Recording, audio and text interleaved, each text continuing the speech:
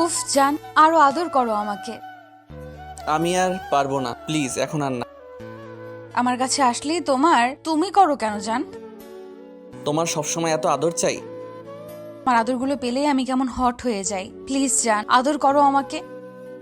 না না, এখন আর আমি কিছু পারবো না, প্লিজ এরকম করো না তো। এত আদর করা যায় নাকি?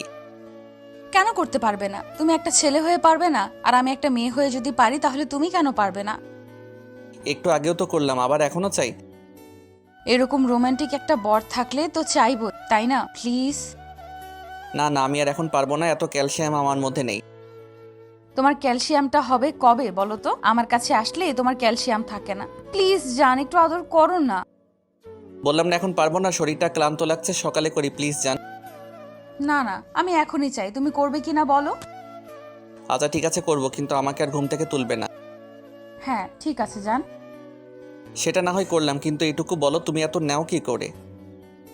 আমি জানি না, আমার অনেক আদর চাই তোমার থেকে। আচ্ছা, এটা কি তোমার কাছে ভালো লাগে না জান? ভালো লাগবে না কেন? অবশ্যই ভালো লাগে, কিন্তু তাই বলে এত অন্য কাজ করব কখন? তাছাড়া এতবার করলে শরীরে ক্যালসিয়াম থাকে বলো? আমি অত কিছু জানি না। আমি তোমার কাছে আসলেই এরকম আদর আদর পাই। তাই বলে এইভাবে বারবার তোমার কষ্ট লাগে না? কষ্ট তো একটু লাগেই, কিন্তু কি করব, তোমার কাছে আসলেই এরকম আদর আদর পাই। কিন্তু আমার তো অসুবিধা হয়, তুমি বুঝতে পারো না? আমার তো অনেক ভালো লাগে, তোমার লাগে না জান? হ্যাঁ তা তো লাগবে, সেটা কতটা ভালো লাগে বুঝতে পারছো না? আমি অত শত কিছু বুঝি না, তার জন্য তুমি আমাকে এরকম ভাবে বলছো কলিজা। আমি তোমাকে কিভাবে বললাম? আমি তোমাকে একটু বোঝালাম, তুমি আমার জায়গায় থাকলে বুঝতে পারতে। আমার দিকটাও তো একটু দেখতে হবে, তাই না বলো?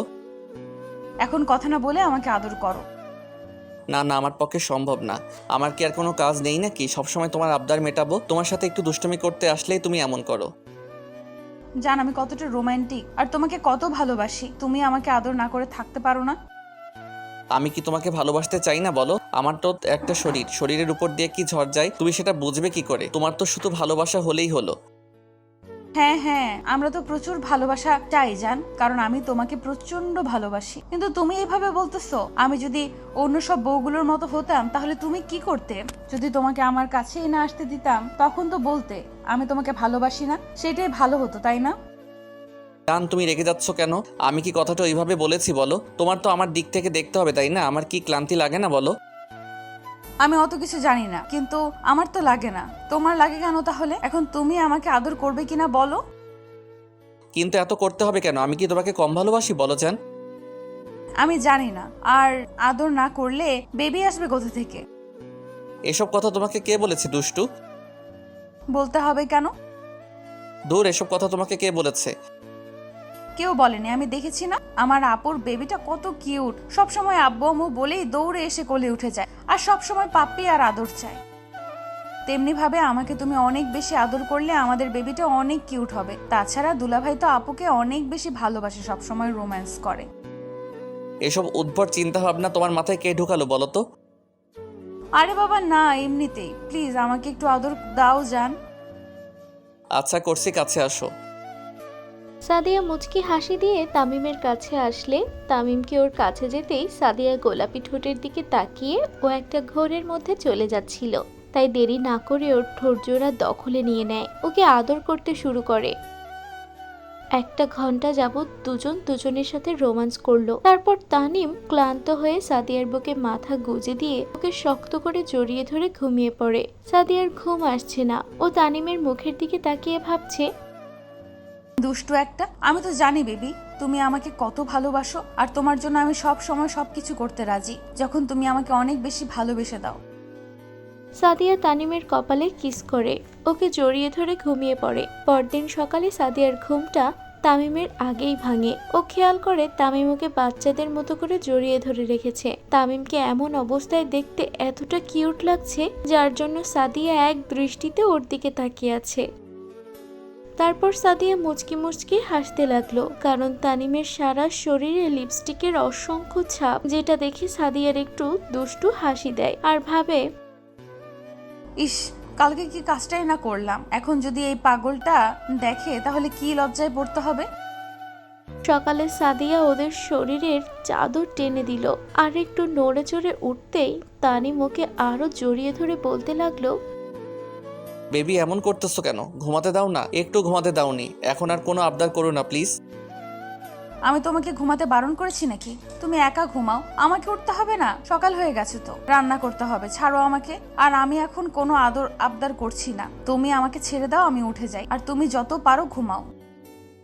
একদম না, এখন তুমি আমাকে ঘুম পাড়িয়ে দাও আর আদর করে দাও, তাহলেই হবে। আর কিছু করতে হবে না জান। বেবি এমন করলে হয় বলো? রান্না করতে হবে তো, একটু পরেই আম্মু ডাকতে আসবে, আব্বু অফিসে যাবে, তুমি যাবে, তখন কি হবে বলো তো? যদি এসে দেখে তখন কিন্তু অনেক লজ্জায় পড়তে হবে। জান ছাড়ো আমাকে, তুমি ঘুমাও, আমাকে উঠতে হবে। আমি অত কিছু জানি না, আমি তোমার আবদার পূরণ করেছি, এখন তুমি আমার আবদার পূরণ করে দিবে, তাহলে আমি কিছুতেই ছাড়বো না তোমাকে, তাতে যা হবার হোক।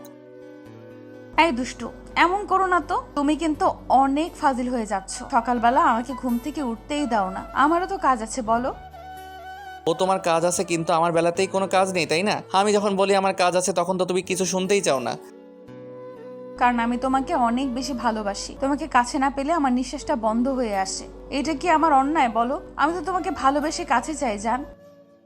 আমি তো বলিনি অন্যায়, আর ভালোবেসেও আমি তোমাকে কাছে চাইছি। এখন কথা বলো না তো। এই দুষ্টু, না এখন আর না, এখন কোনো আদর করা হবে না।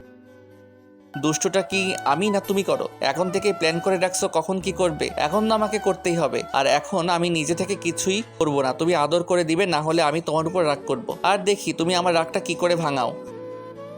তুমি কিন্তু আমার উপরে রাগ করে এরকম কথা বলছো জান, প্লিজ এমন করে না বেবি। আমি তো বললাম তোমাকে পরে আদর করে দিব, এখন উঠতে হবে। তুমি জানো না কত কাজ পড়ে আছে? যদি কিছুই না করি তখন আব্বু আম্মু কি ভাবে বলো তো, যে আমি বড় পাগল হয়ে গেছি।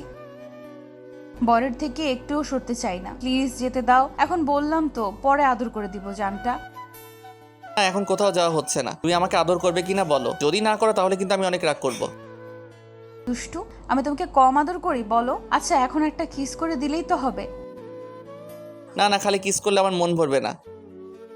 আচ্ছা ঝামেলায় ফেলে তো এরকম করতেছো কেন বাচ্চাদের মতো? একটু বোঝার চেষ্টা করো।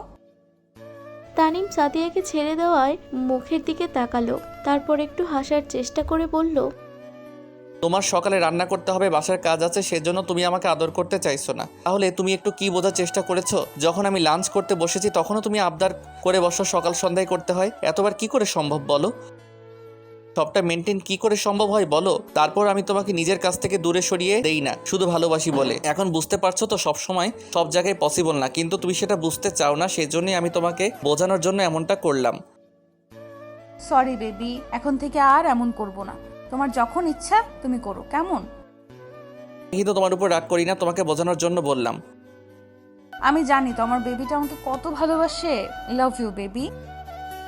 আমাদের দেয়া গল্পটি যদি আপনাদের ভালো লেগে থাকে তাহলে একটি লাইক করুন। আরও নতুন নতুন গল্প পেতে চ্যানেলটি সাবস্ক্রাইব করে বন্ধু হয়ে আমাদের পাশে থাকুন। ধন্যবাদ সবাইকে।